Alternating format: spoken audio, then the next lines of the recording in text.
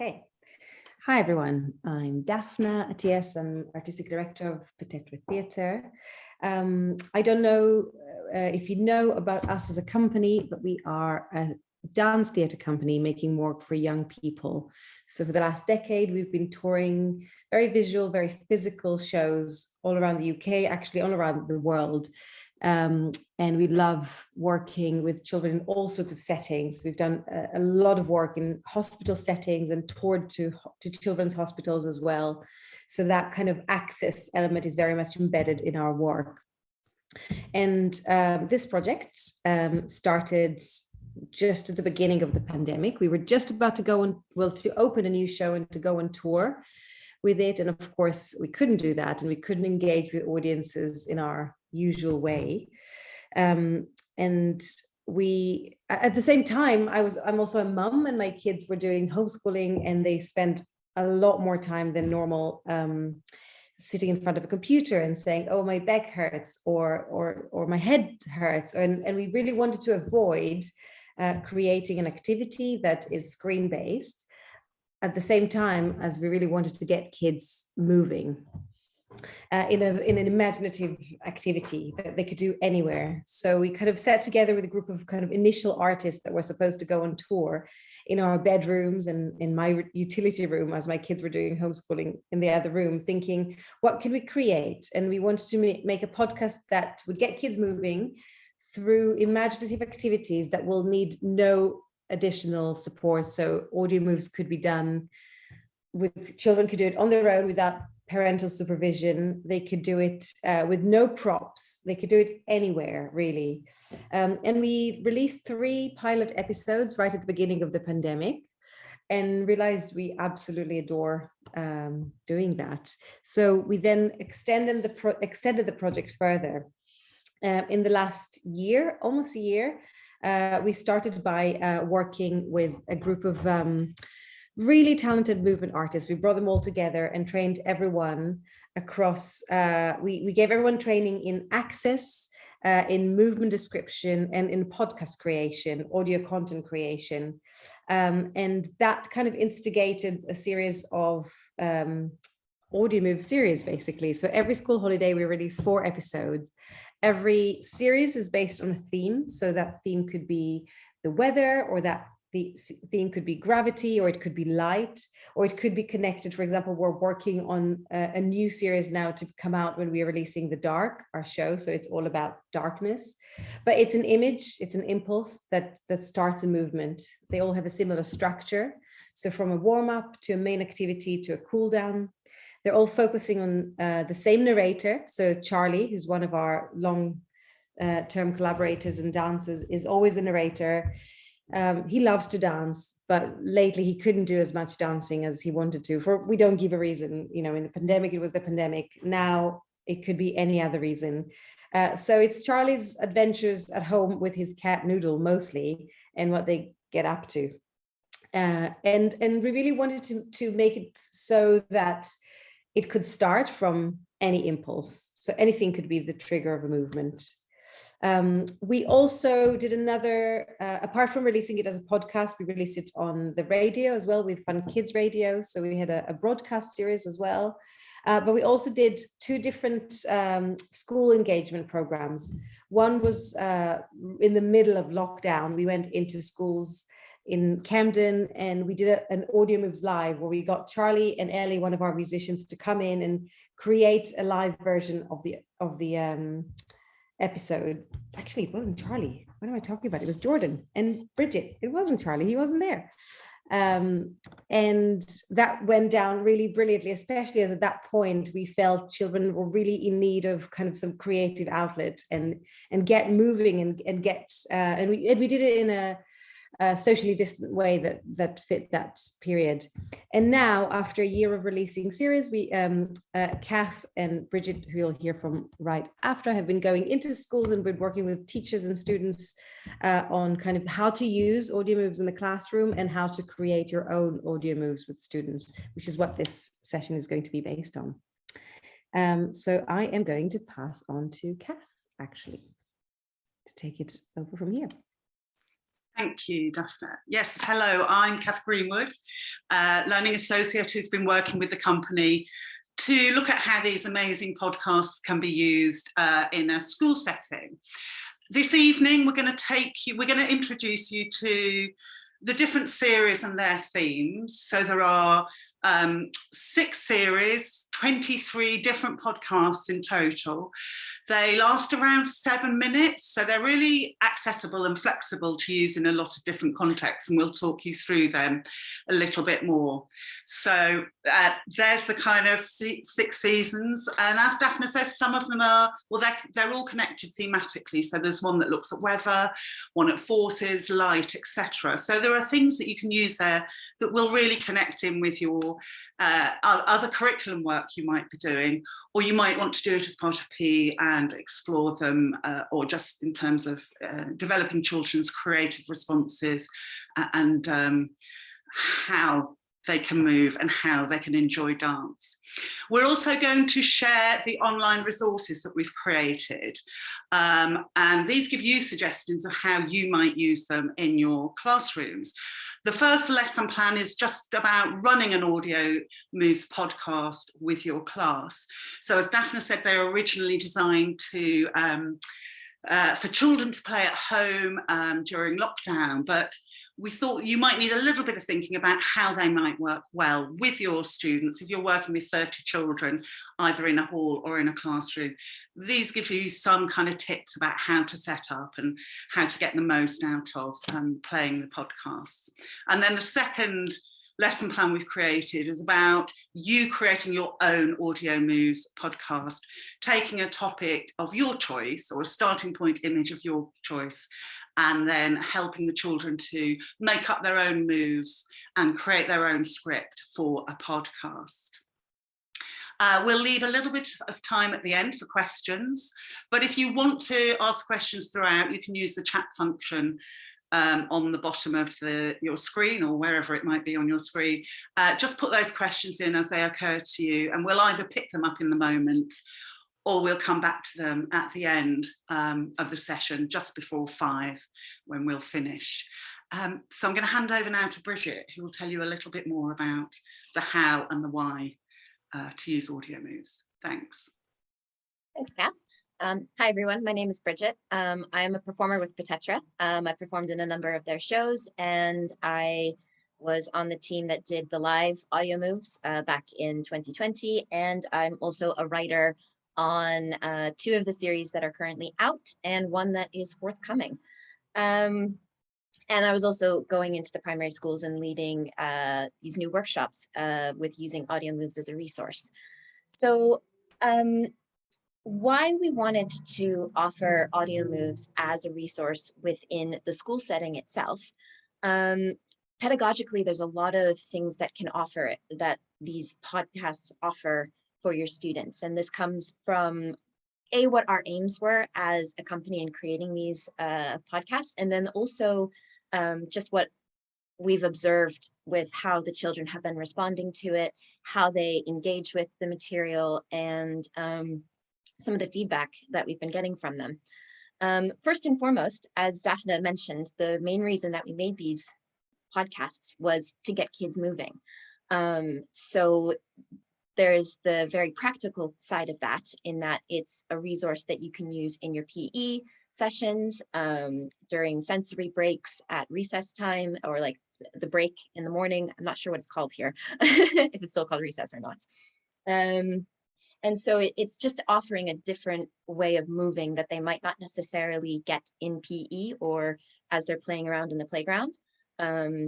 Looking at things like flexibility and strength and cardiovascular, so all of that sort of like practical stuff.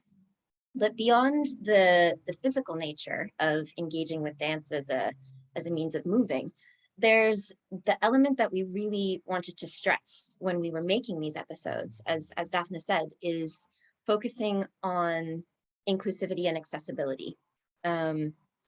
Not just so that any child anywhere can participate with this, regardless of whether they are disabled or non-disabled, whether they are in a classroom and are stuck at their desks, or whether we're in the school hall, which has massive amounts of space. It can be done in any sort of environment. But beyond that is that it's really an attempt to foster creativity and expression, and letting kids really connect with their own interpretation of feelings inside of them, and things that they're learning about in school, and expressing it in a different manner. And then also celebrating that they have those skills of expression, and that their peers have those skills of expression.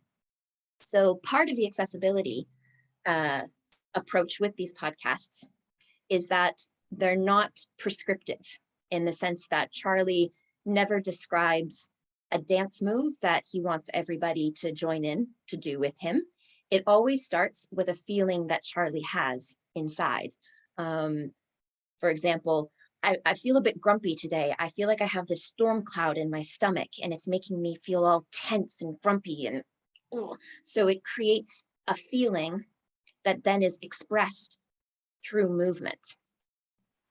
And on top of that, we aim to, in the episodes, we never aim to say that there is one way to express what this feeling is and how the movement is. So Charlie may feel it in his stomach and it shoots out his hand, but he also suggests, well, where is it happening for you? Is it in your legs? Is it in your head? Is it coming out of your nose? So there's lots of different options for the kids to play with what they could also be feeling inside and how they could express it physically. So it's inviting different interpretations, it's inviting play, it's inviting imagination, and it's really giving that space for the 7 minutes for kids to just experience what's happening inside and expressing it. And then the really big, beautiful thing about running these workshops in schools is that you'll have a large room, or small room maybe, of 30 children all going through this experience, but each having it in their own unique way. So after the episode, we have a series of questions that we'll get to in a little bit in the resource pack, where you as a teacher can ask about what their experience was like. And the beautiful thing is those questions are validating what the child experienced as they were going through the podcast, but then also validates what their other classmate did. So Brandon might have had one experience with the storm cloud inside, but then Safia had a different experience, and both of those experiences are totally valid and also completely welcome. And we can celebrate them within the context of exploring the podcast. So really, it's a great resource, not only to foster creativity, but then also to celebrate creativity within the classroom. And with that, I'm going to hand it over to Kath, who's going to speak a little bit more about what the episodes are specifically that you can use in the classroom and how they might connect with your curriculum. Thank you, Bridget. Yeah, I won't say too much more because I think Bridget's kind of highlighted the ways we hope you will use these podcasts with your class. But of course, as part of the PE curriculum, with the requirement to give children the opportunity to perform dance and use simple movement patterns. So we're really suggesting, particularly teachers maybe who are not so confident with dance, this is a really nice structure, very, very accessible and easy to pick up, to deliver some of that kind of PE curriculum and explore dance as part of PE. So you might do just one podcast before you go on to do something else in PE in the school hall.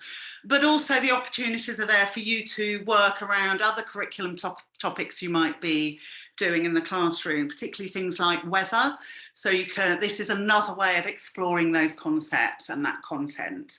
Again, I think Bridget has spoken about this, but really the benefit for well-being is really clear in terms of children being able to feel themselves in their bodies and begin to talk about and notice how their bodies respond, and connecting sensations, physical sensations, their physical possibilities, but also with their sort of feelings and the emotional literacy that it can build. And certainly our experience of creating this resource with a partner school in Camden, the talk that we had afterwards was brilliant, so it can tap into oracy as well. Lots of shared talk about how it made me feel, what it made me want to do, what I imagined as I was doing it. So I think there are lots of opportunities there to kind of use these podcasts in lots of different ways. And as we'll go on to later, if you want to create your own Audiomoves podcast, you can choose the topic for that. And again, that might be led by a topic that you're studying in the curriculum. So I think we're going to go on and explore one podcast in a little bit more detail. So back to Bridget for that. Thank you. So it's very easy to talk about these podcasts, but something that we really wanted to offer you all today is a chance to actually experience one of them and to listen and to move with it.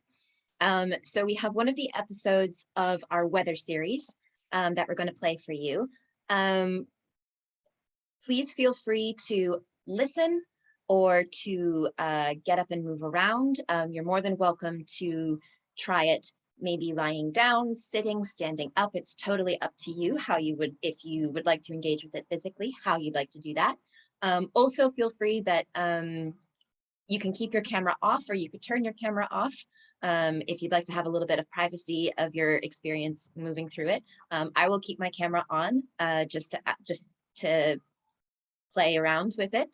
And as you're going through the episode, feel free to listen out for things that might have been repeated in the episode, certain keywords that you might hear throughout.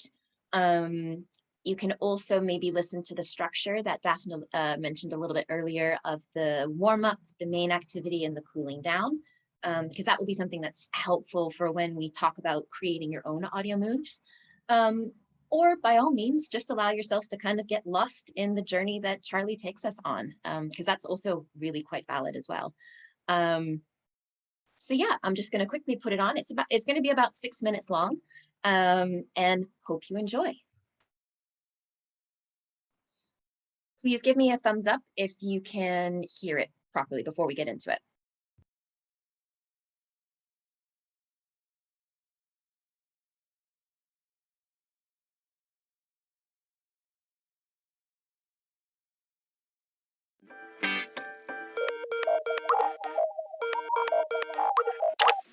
Hello? Brilliant, thank you.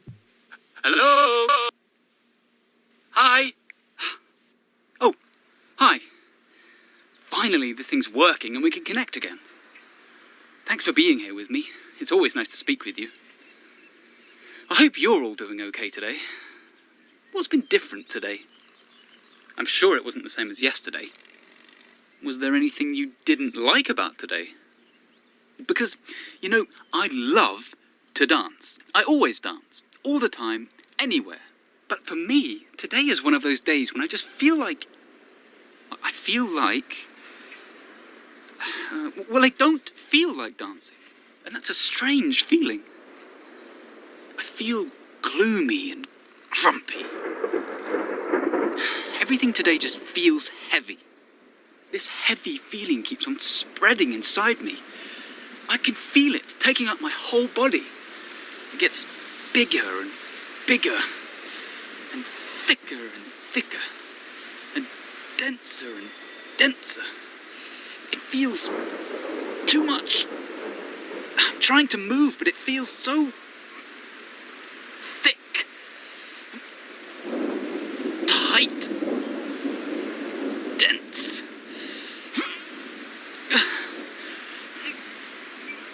My body becomes heavier and heavier.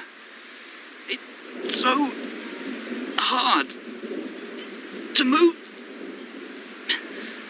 I can't move anymore. I feel really stuck. I try to push my feeling away. I'm pushing hard. But the more I push, the darker and grumpier and darker and grumpier it gets, which makes my body feel even more dense.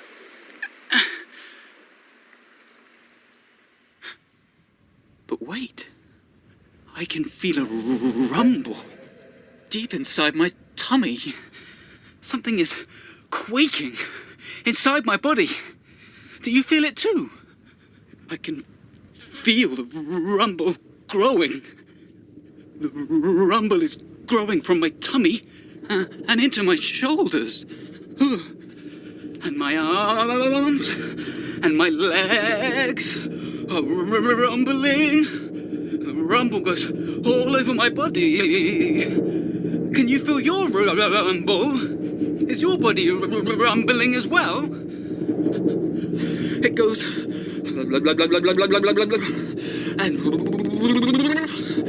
and suddenly the rumble, it shoots up my arm and forces me backwards. Whoa! Did you feel that thunder? Oh, and the rumble starts again in my feet this time. It grows and grows. Oh, I can feel the thunder comes again. It shoots out of my head and forces me forward.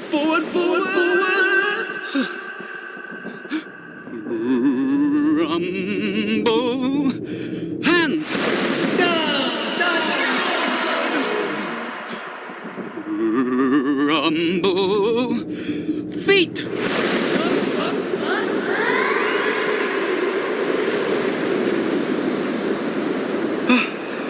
There's a storm inside me. And my arms are flinging in all directions. Up and down and side to side. Front to back. Swirling around me, making my whole body turn and twist. Do you feel a storm inside you sometimes? What does your storm feel like? How does it make you move?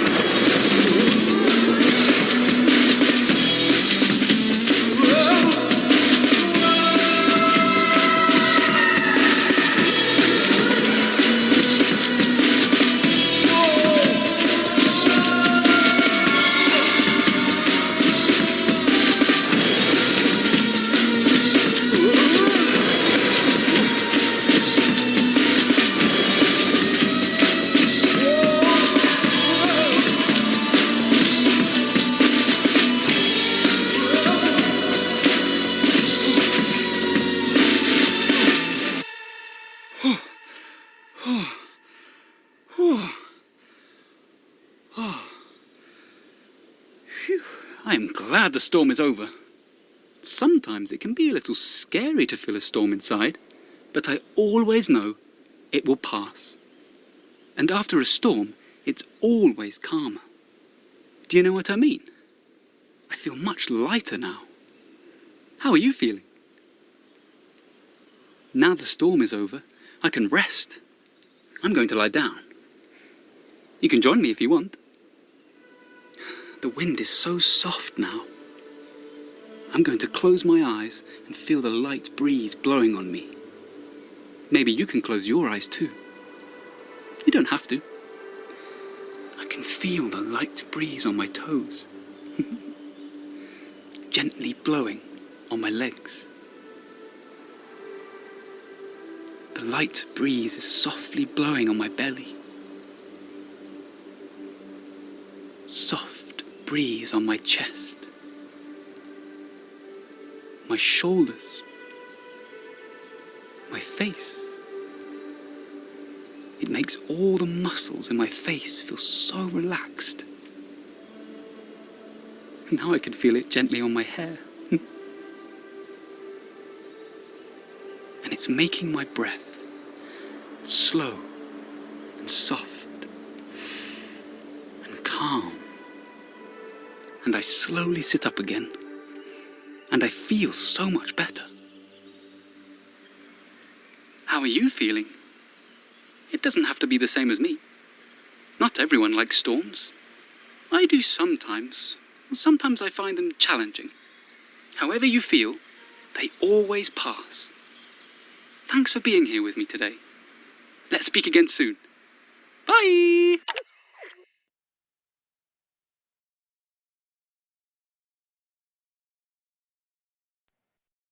Okay, thank you for that.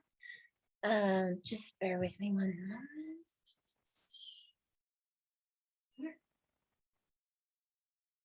Okay. So what I'd like to do now is take you through just a couple of the questions that we recommend asking your students after it's finished. Just to kind of get a little bit of a sense of what their experience was, remember what it felt like, identify what their experience was, and identify the experience of their peers. So before we get into that, is there anything that anyone would like to share about their experience of listening to that podcast?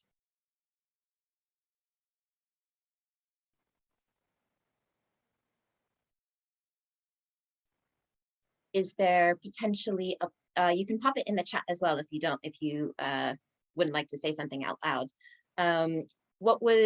Did you have a favorite part of that podcast? Did you enjoy letting the storm go wild and feeling quite free in the storm?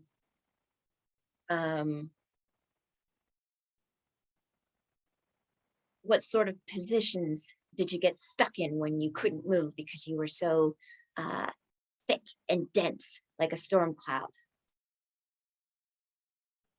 Nice. So we have the cool down as a favorite.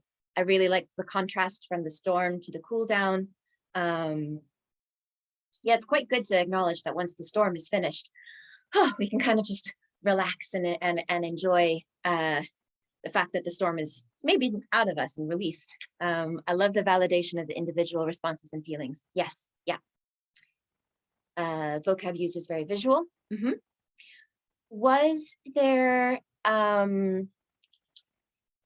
where did anyone feel that dense cloud to begin with? Was it in your head? Was it in your stomach? Was it in your hands? Where did the dense cloud feel the strongest?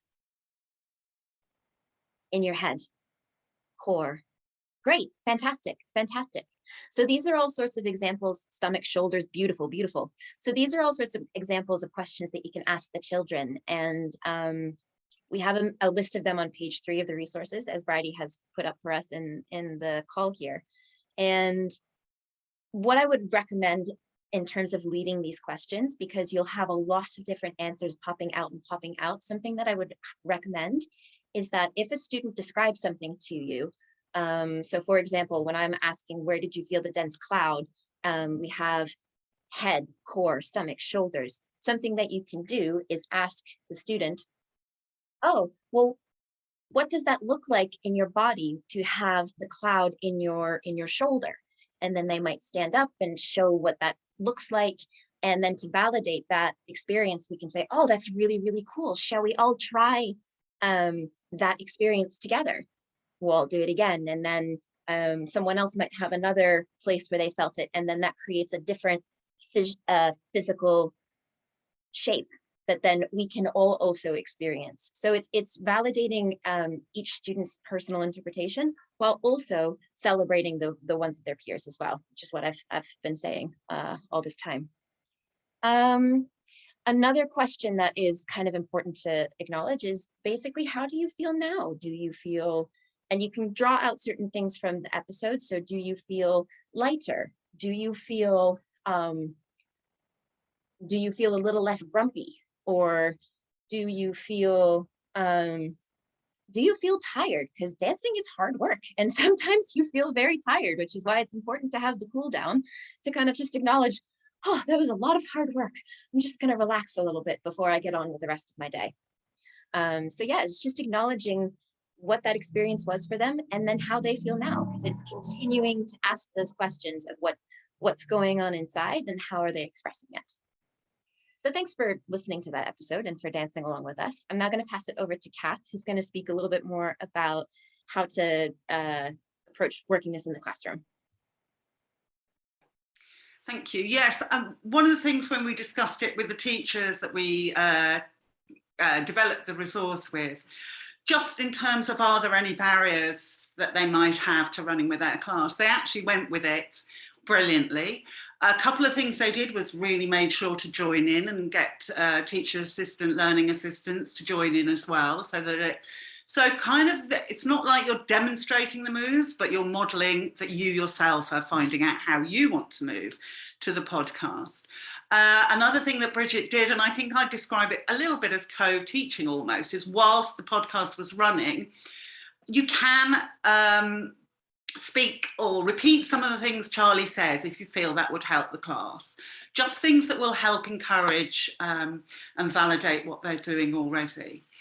Obviously, one of the things we were a little bit concerned about, and we did see examples of this, are more hesitant children, or children who feel actually not being taught as very specific dance with particular moves.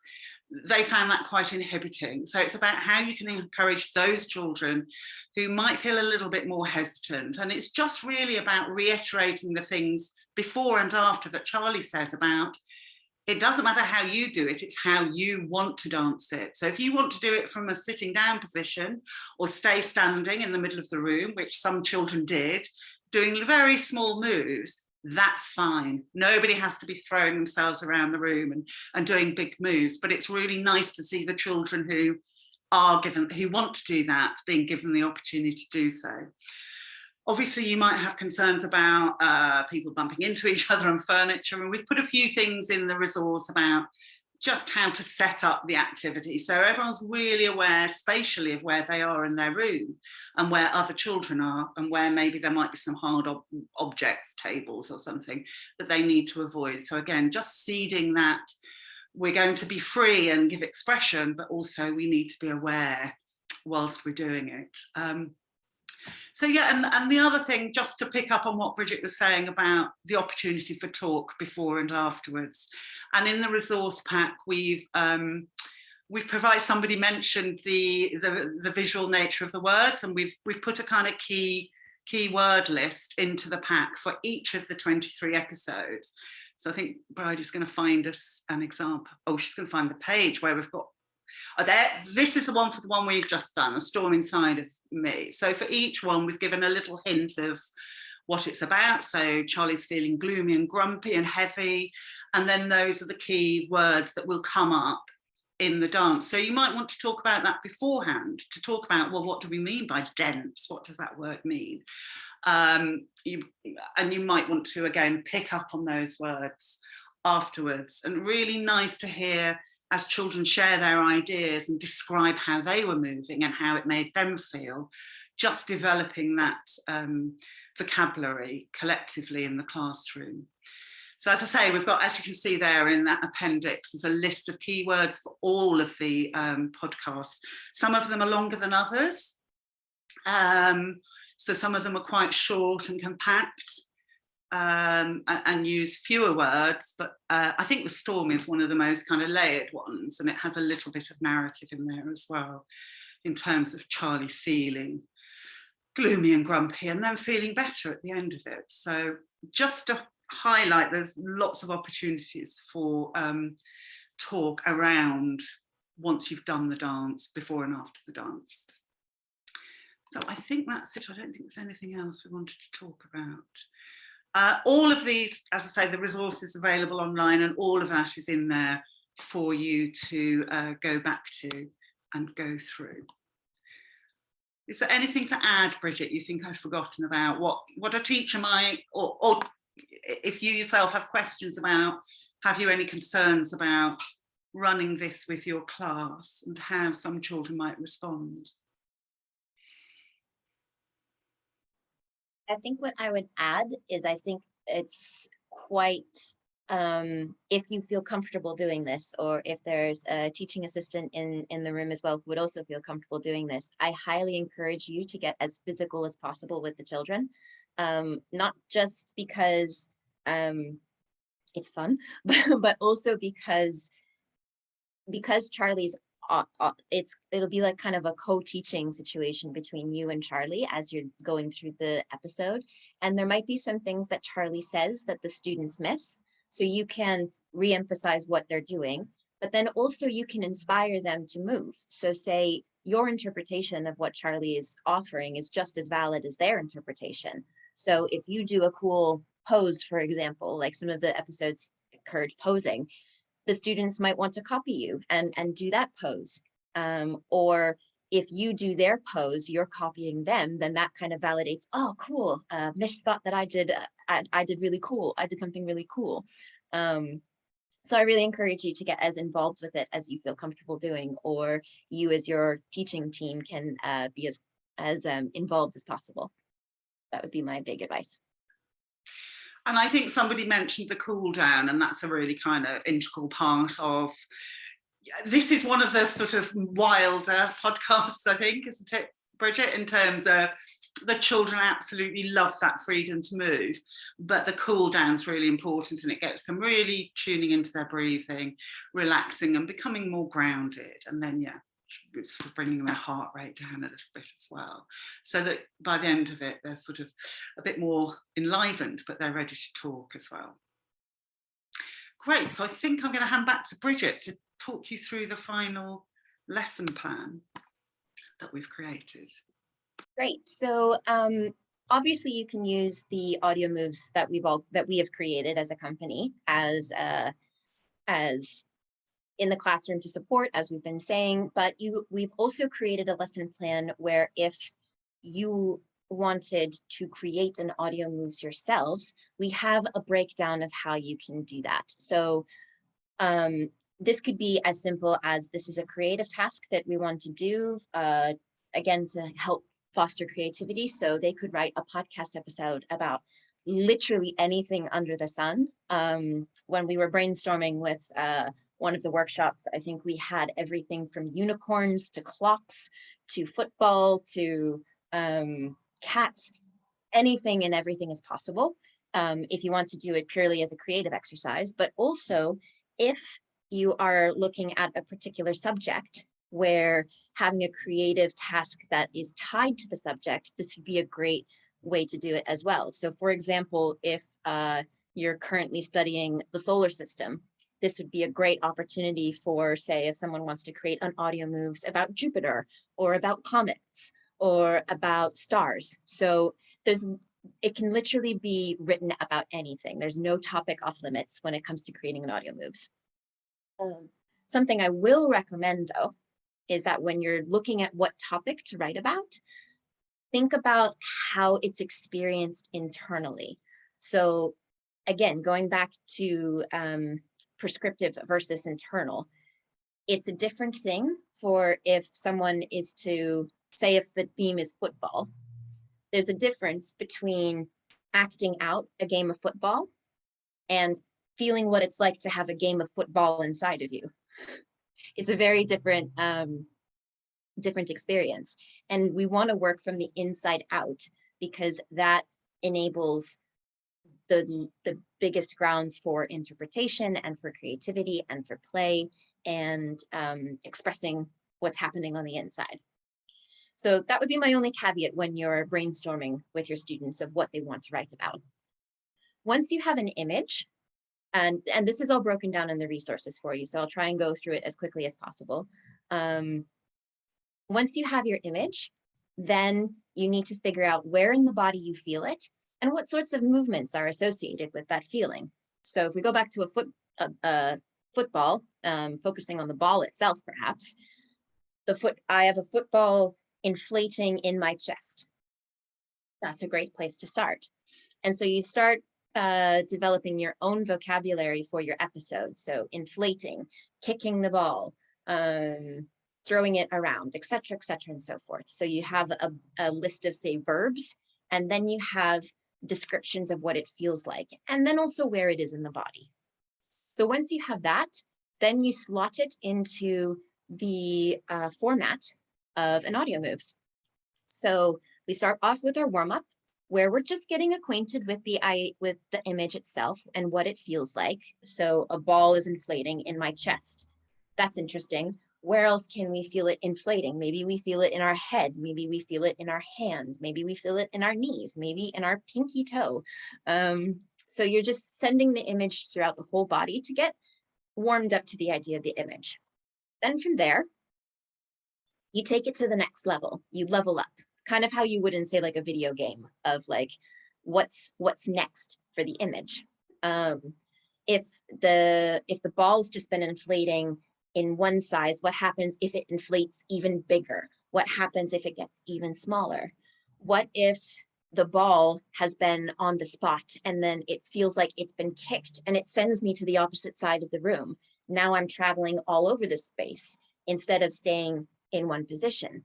What if it makes me get tighter? What if it makes me get looser? So it's taking it to where it can go to next. And that can be either with physical words, or it could be a narrative. We inflate the ball, we kick the ball into the net, we got a goal, it's fantastic, and now the ball is punctured and we deflate. Little examples like that. Then next comes the cool down, which is taking the image as softly and as gently as you can, combining it with breath and with stillness, either sitting down, lying down, or standing up, whatever feels most comfortable, just so that we can kind of say goodbye to the image. Once you have that sort of brainstormed out, ask the children to come up with a greeting and with a goodbye, and a few sentences that can be said as words of encouragement.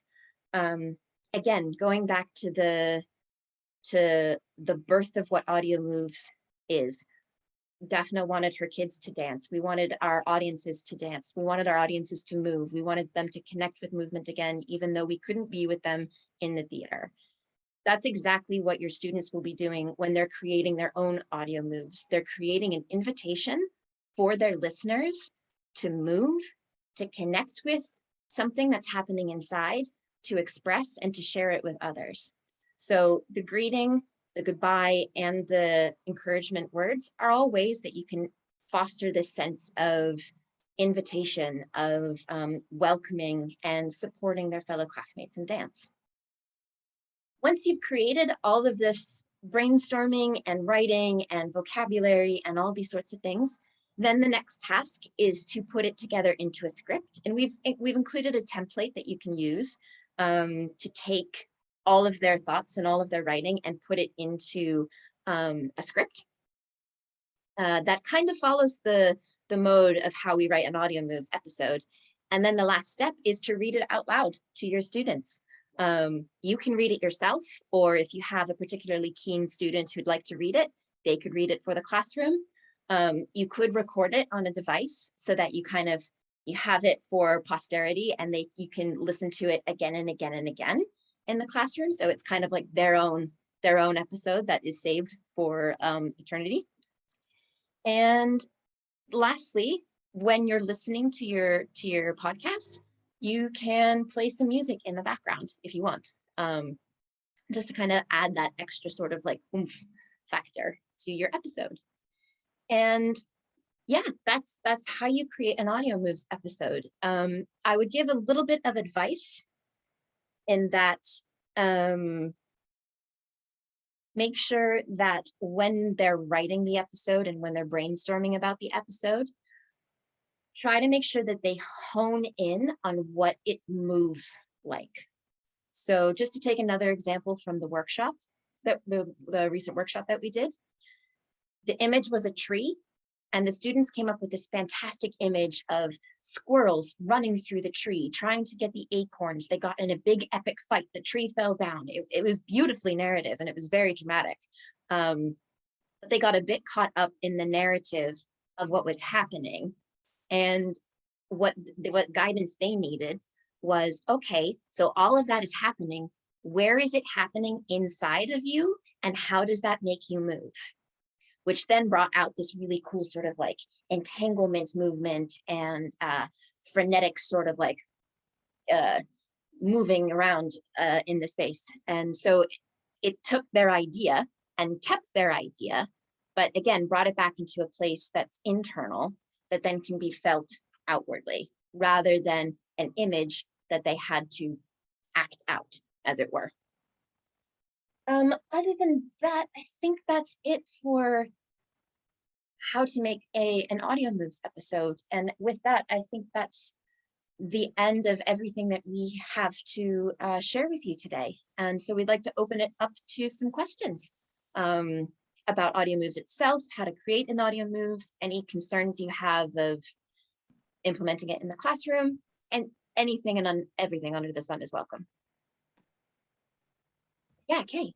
Hi, good afternoon. I was just wondering if you could talk a little bit more about, there's a little bit of a mention of when you're going through the discussion after the cool down, you might want to kind of, sorry, I'm trying to look about where it was on the pack, using a board to kind of write down words and images, and I've lost where I was. There we go, capture their ideas on a big piece of paper.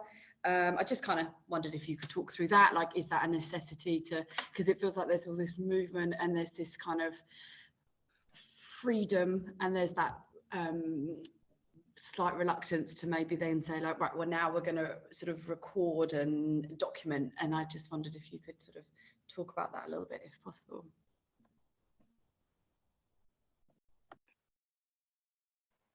Yeah, I think what you're touching on is quite relevant because dance is a very ephemeral art form. It's here and then it's gone, and it's really hard to capture.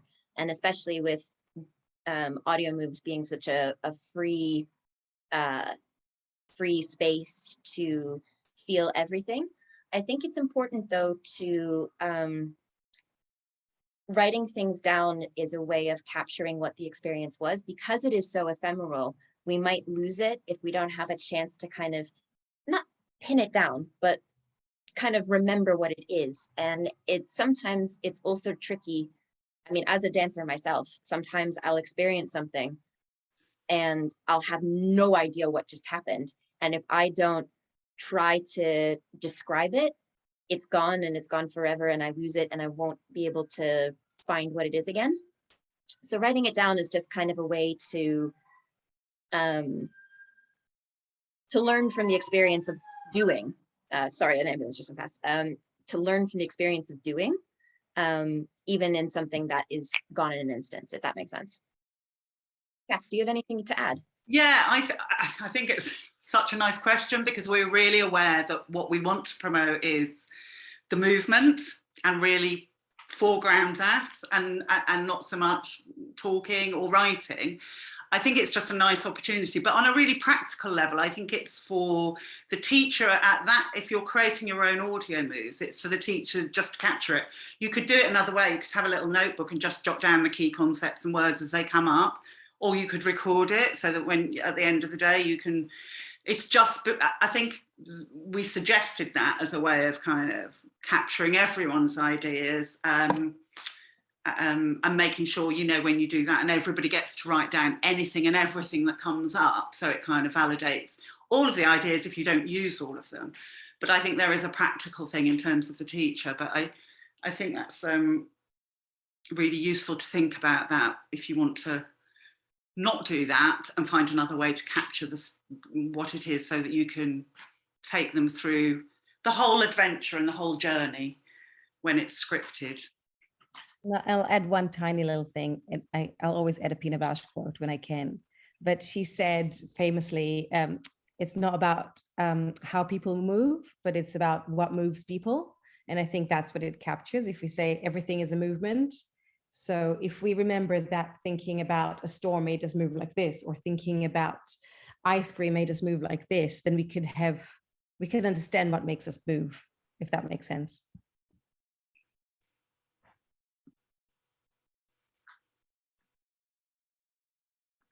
Yes, it does. Sorry, thank you. Yeah, thank you for that. I think I've got the, you know, and your mind is going and you're trying to think of the kids and then what you're going to sort of evidence. But I think that's a really nice point, that it's not just necessarily learning from the experience. It's my experience as well, and reminding the students if they go back to it, how we felt as a group. Yeah. Thank you.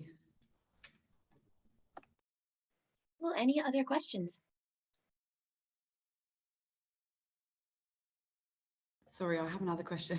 Go for it. Go for it. It's awesome. I'm sorry. I felt like I saw a kind of a recommended age group, and I can't seem to find it, or just sort of generally, because I can see it with lots of different age groups. I'm just kind of wondering, from your wealth of experience, all of you guys, what sort of challenges were perhaps with the little ones, and perhaps any kind of accessibility, not challenges, but, you know, maybe you sort of alter it slightly, or if you feel like there are particular series or episodes that are more accessible to the younger ones and that kind of thing.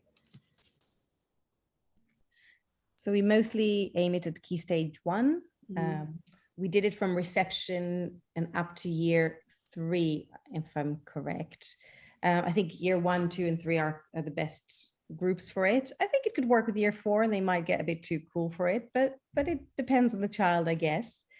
I mean, it's very much aimed at this age group. In terms of accessibility, physical accessibility, every episode, I think Bridget touched on it, obviously, but there's always a question of like, I do it like this, how would you do it?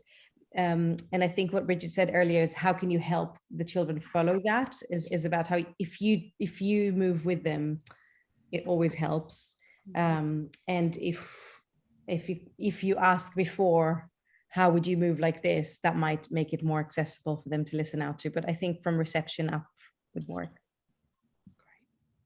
Yeah, I was thinking that too. I have a 4-year-old son who's loves anything like this. But if I said to him, let's do some dance, I'm not sure. But if I said, let's put this on, he'd be all over it. And he's only 4. So yeah, might do it at home. Kath, did you want to add something? Yeah, no, I was just thinking we had quite a really interesting chat with the teachers in the school.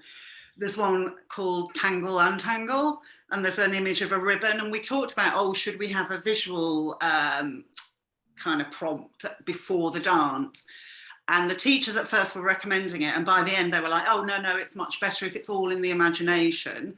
So I think that's why we put the keywords partly, so that there might be a couple of concepts or words that the children won't know, so you can have a chance to talk about that before they dance.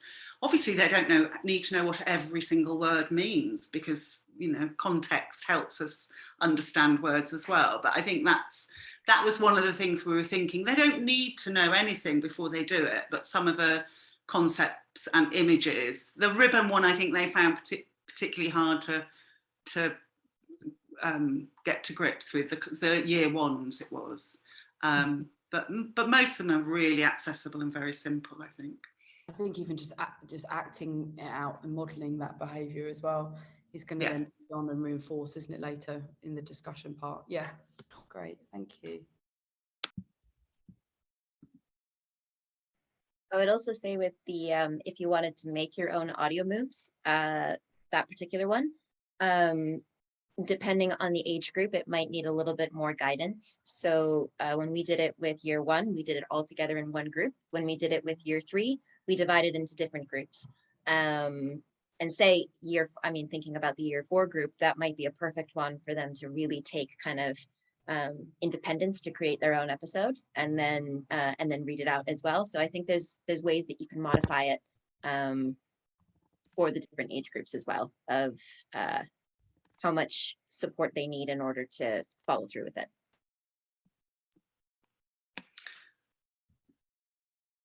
So it's 5 o'clock. I think we should finish. Thank you so much for joining us. It's been great, particularly on such a hot afternoon.